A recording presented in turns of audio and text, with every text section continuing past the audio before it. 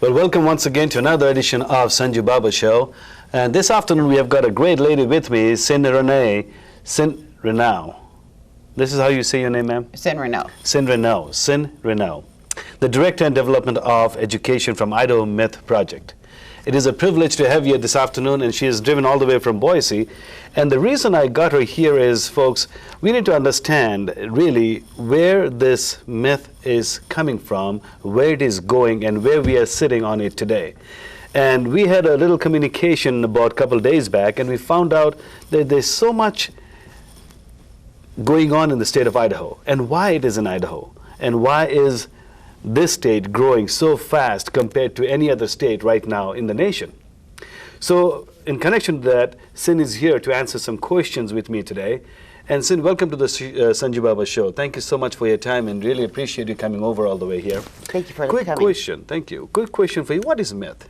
Methamphetamine is an illicit drug, and unlike the other drugs, heroin, cocaine, it is man-made. It's synthetic. It does not occur in nature, and we need to all understand that any single one of the ingredients is toxic to your system. And when you're using methamphetamine, you're literally putting them all in together and saying, let's see what happens. Okay, when you say man-made, what does that define? How do you make it? It's made, most common ingredients, acetone, which is found in fingernail polish remover, lithium from the inside of batteries, pseudoephedrine is the most commonly known ingredient in it, brake fluid, Drano, anhydrous ammonia, and red phosphorus. Those sounds really dangerous. Now, how really dangerous is it? It literally starts to impact the brain from the very first use. It affects the dopamine levels in your brain. It can cause permanent brain damage, and it can cause death. It can raise your core body temperature to 107, 110 degrees, which is fatal. You've been involved, Cyn, with this program for quite some time now. Now, why is Idaho attracting to be the fifth or the fourth highest meth-infected state in the country? Why? It seems to be more prevalent in rural areas. I think part of that is because it's being transported from the cartels out of Mexico, and so where rural workers are needed, you're going to see it transported. Also, we have major interstate highways which are conduction paths for it, going through the I-86, I-15, I-84, I-95 corridors, and towns that are along those are the hardest hit. So you're saying it is an easy access for the state of Idaho? Very much so. And it's also one of the lowest cost illicit drugs. So if people are wanting to experience a high, regardless of their socioeconomic boundaries, they can turn to meth. I was about to come to this question. How does the economy really affect to this kind of program? You know, it really doesn't, unfortunately. How much does it cost? A hit can be anywhere from $10 to $40. A hair, you say? A hit is what it's called on the street. One use. It's about $40. $10 to $40. $10 to $40.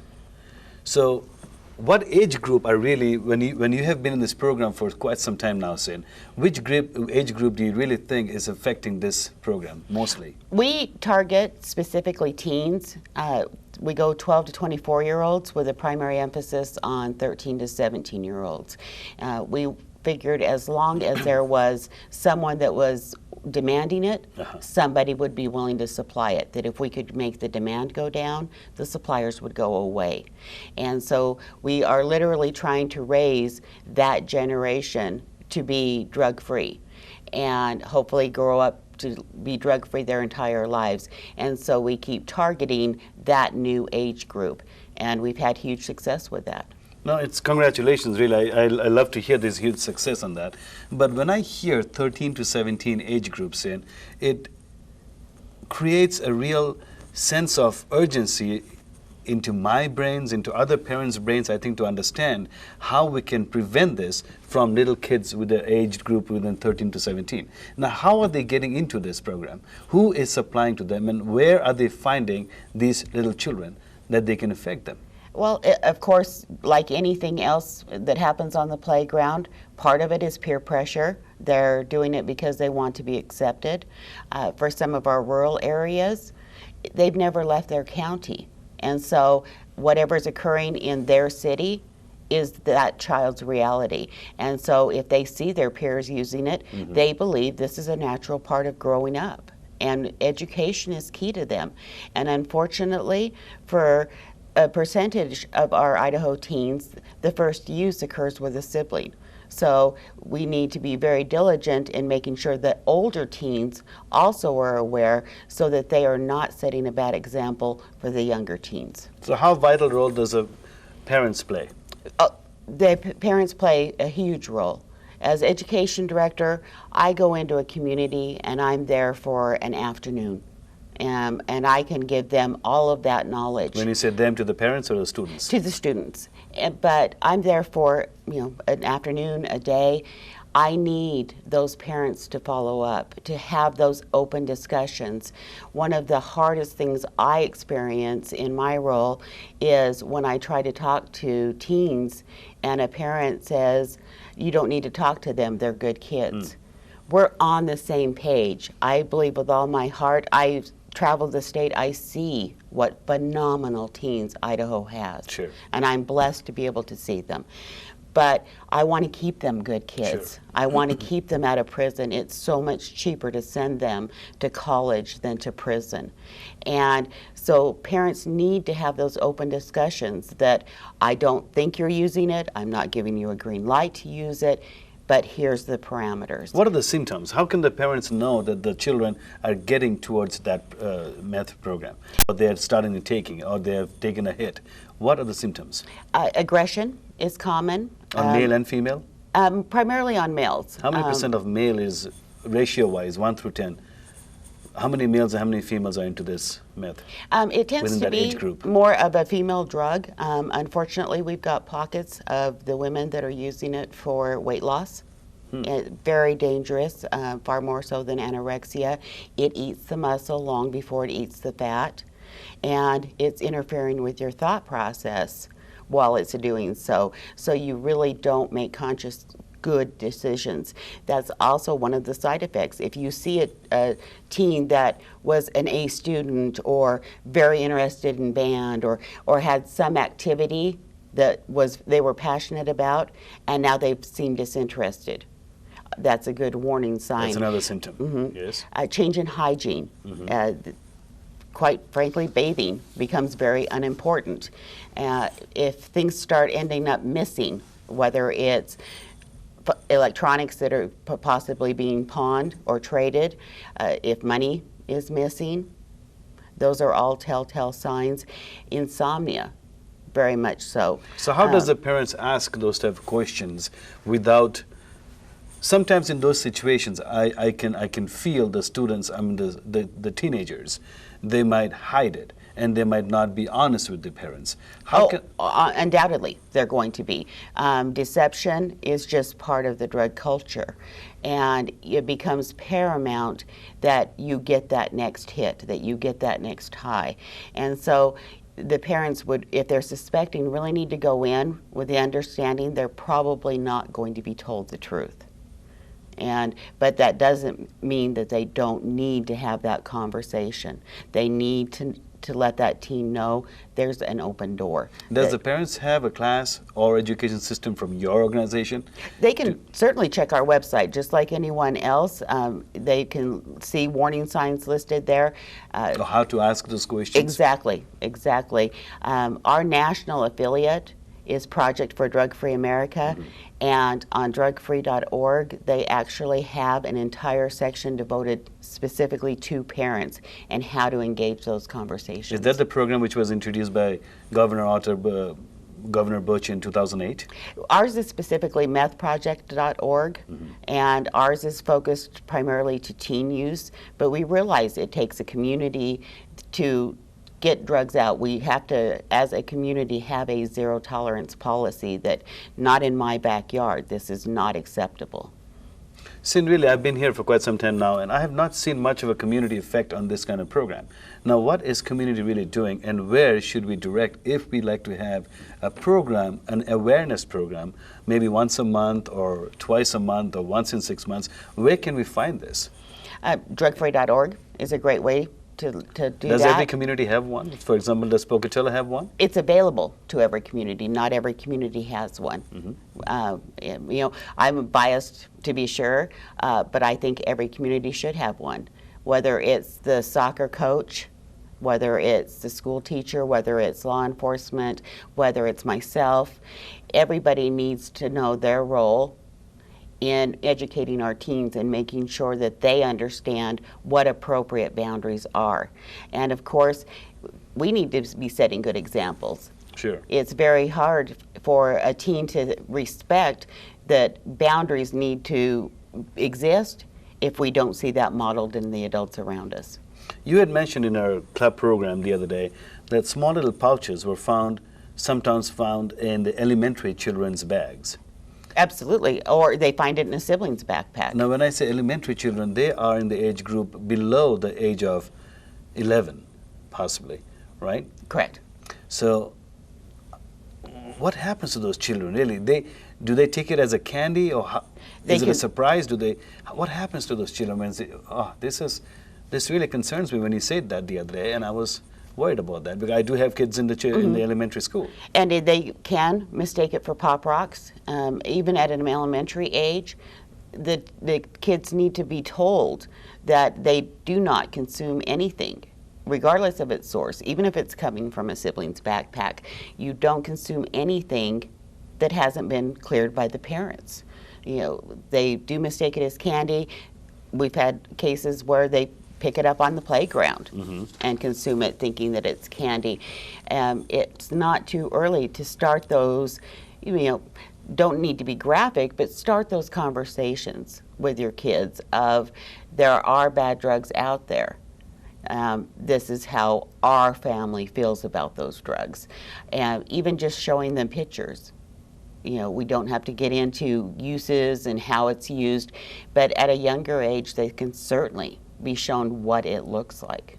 Is that the most inexpensive, as far as your language that we use over here, hit $10 to $40, or there are other drugs which are more expensive than that? Other drugs tend to be more expensive. So this is the most inexpensive drugs? Correct. Okay. Okay. What does that do to the brain? It affects the dopamine levels. So initially, you get a rush, which is why you have the term you get high, because you are flooding your body with dopamine. But what your drug dealer doesn't tell you is that you have now stunned those receptors.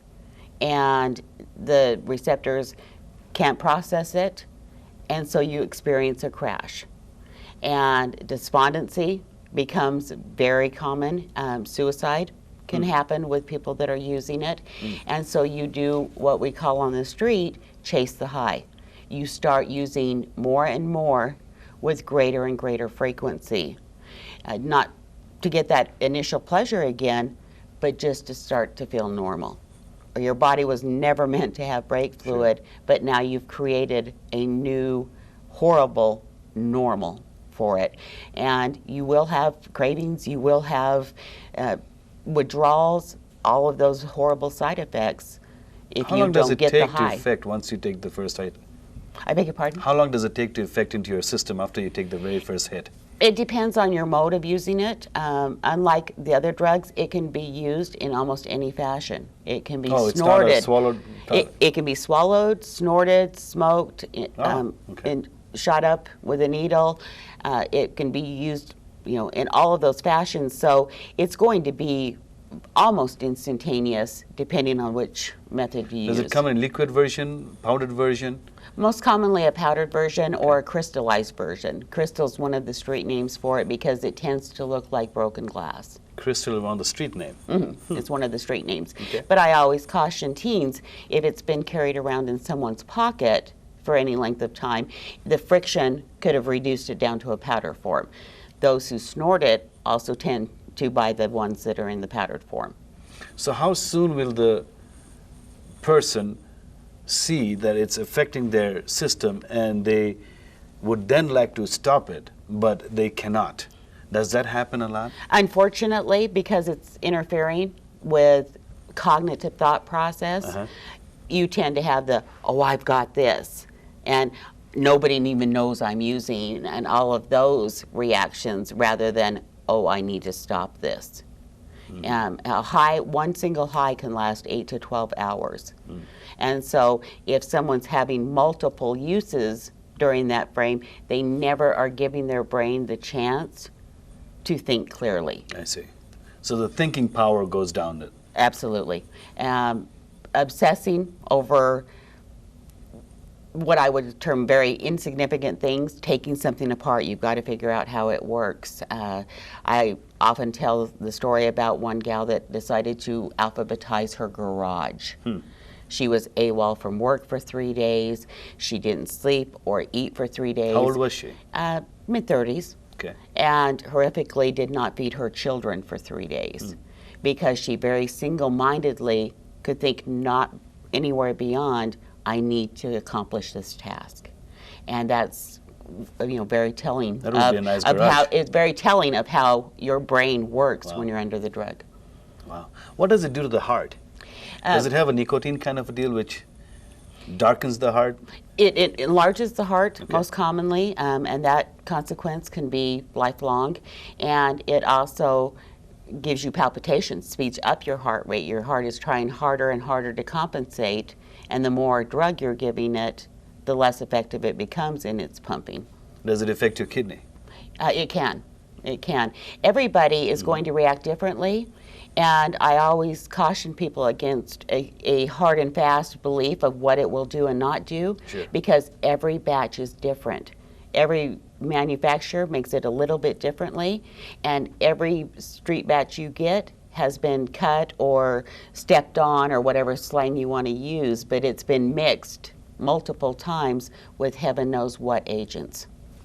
There's a lot of languages to learn this program. Well, street slang is its own language. It really is. All right. So is there any glass particles involved in that? Any? Oh, it can be very impure. The red phosphorus, phosphorus is the brown line across the side of a matchbox, or it's commonly found in flares. It's a waste product by definition. So you are putting very impure things into your body in addition to all of the chemicals. I remember somebody, I saw them doing it in a can. They did put something in the can, and I think they tried to smoke that. Is that is that meth too? It can be meth. Okay. They could have been huffing, but it could have been meth. Light bulbs. So if you see light bulbs missing from the home, you become very desperate for the high, and so people in their desperate mindset can get very creative on how they consume it. How quick do you see a change on your physical appearance? That can be very quick, depending on how you're using it. I use the analogy with teens that what comes in must come out. And so those are chemicals being absorbed into your system. And it's not uncommon that those chemicals will come out through the skin pores, creating a foul smell, much like a cat box that needs to be cleaned.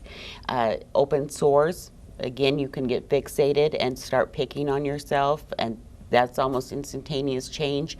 Hair becomes very brittle and dry or straw-like, almost instantaneously. Tooth damage can take very little time or happen over the course of years. Food habits.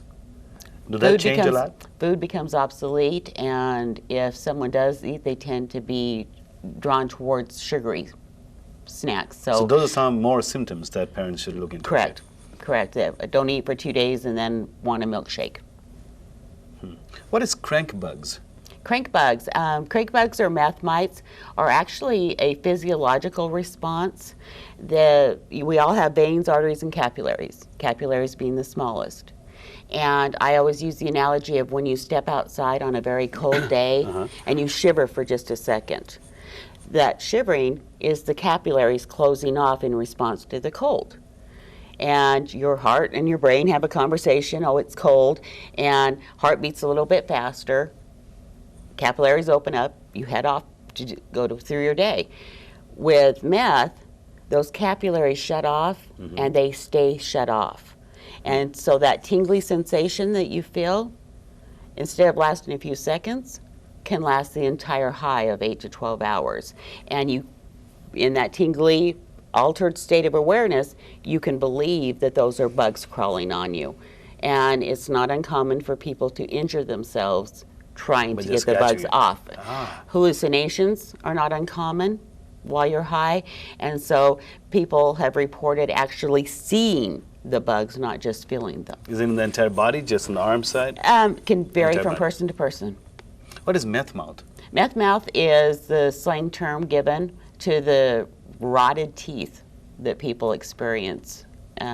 It eats the saliva, it dries the mouth out. When you're not taking care of your hygiene, your mouth becomes a breeding ground for bacteria, and teeth become brittle. And that's one of the most common side effects, to see just rotten, corroded, or no teeth. So does meth make you very violent? Or do they make you very quiet? What does it do? Either side or in between? More towards the violence. Why? Especially for men. Probably for a mix of hormones with the men. People can get in a fugue when they first take the high, but because it's affecting that dopamine and your pleasure centers, if the pleasure centers aren't working, that leaves you with hostility.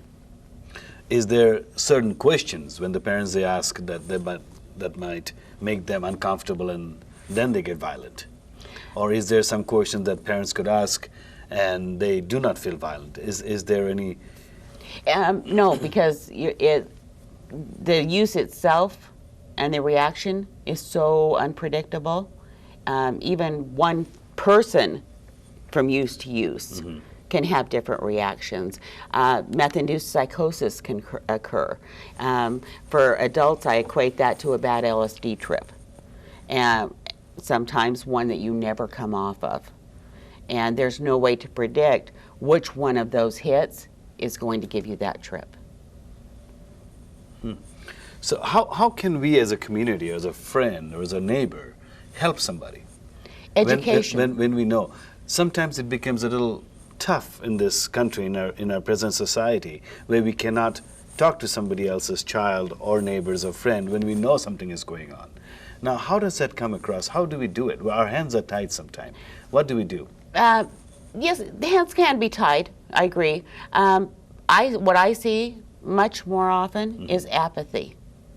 It's not happening in my family, so it's not a big deal. And we've got areas of the state that only have 6% use rate. And people say, why should I care over a 6% use rate? Because that's still 6 out of 100 of our teenage kids. And if that was your child, you'd want someone to care. I think that if you've got suspicions, those suspicions need to be raised. Whether you're the coach who's seen a change in behavior, a teacher, better to draw attention to it and be wrong than to look the other way and have the teen OD or overdose. Okay. So I know some parents are into this, drugs and alcohol and smoking, and come to find out a lot of their children, 7 out of 10 or 6 out of 10, if I may, they follow the same path. Absolutely. I'm very blessed to have what I term recovery speakers as volunteers. They are former addicts that go out into the schools and speak, from the position of I've been here, and roughly a third of them, it was a parent the first time they got high with, and that hasn't changed. Now put yourself in 2013 with the 12-year-old or the 14-year-old whose dad just got arrested or whose mom is an active user. The last thing they need from their community is to have people turning the other way, because in their mind that becomes, nobody believes in me. This is the path I must take. For those teens, we need to be exceptionally diligent in saying, I believe in you. You deserve better than what you're currently getting. You deserve college, not prison. Absolutely. Motivation, I think. I think that's something that we really, as a community, as the country, we need to work on, motivating our children, because I think this is where we are lacking a little bit in our country in the education process. We have to motivate our children. We have to tell them that they can do it, and they are the future of our country. Absolutely. If We they grew up cannot, with who can? mentors. Sure. We grew up with mentors. Sure. They deserve the equal. So how do we get hold of you, Cyn? The best way to get a hold of me is toll You free. or your organization? Our website is methproject.org. If you want to send an email, info@idahomethproject.org, or our toll-free number is 888-331-2060. So it's 888-231 331. 331-2060. Correct. Excellent. So those are some ways that you could get hold of Cyn. And folks, it is important as a community that we take care of these children over here on a day-to-day basis. It is important for us to look into this program. It is important for us as a community to, if we find something, or if we can just even feel a little difference on a child, to let their parents know, to let their friends know, or if you know anybody, their neighbors, we should let them know, because this is, as Cyn had mentioned, it is very important that we let them know instead of not letting them know and telling them, oh, this is not my child, or this is not my neighbor, or she is not. No, we as a community need to do this together. And that is how we can stop this in the state of Idaho, or we can decrease this tremendous situation, a problem that I would say is cultivating in our state. With these words, folks, I would like to thank you once again for tuning into Sanjubaba show today. Once again, we will have another great, interesting program coming up in about a week or so. Till then, thank you so much. Keep smiling, and we'll catch you back. Thank you. This is where she used to be a cheerleader. This is the sink where she started pulling out her eyebrows. This is where her dealer raped her. This is where she forced her little brother to smoke it with her. And this is what I said when she told me she was going to try meth.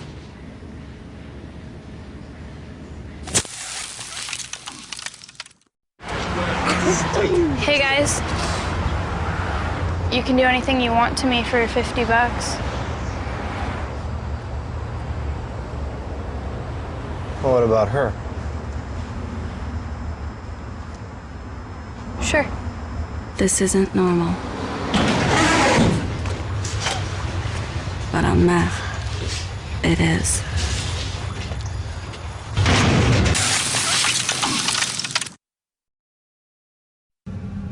You sure? Yeah, just go. Okay, now, blow it out. Blow.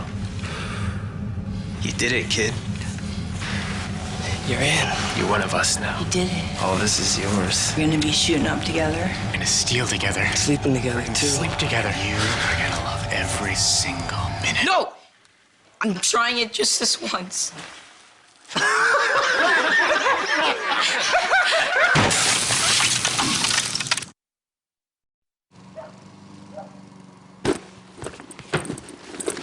I'm really close with my mom.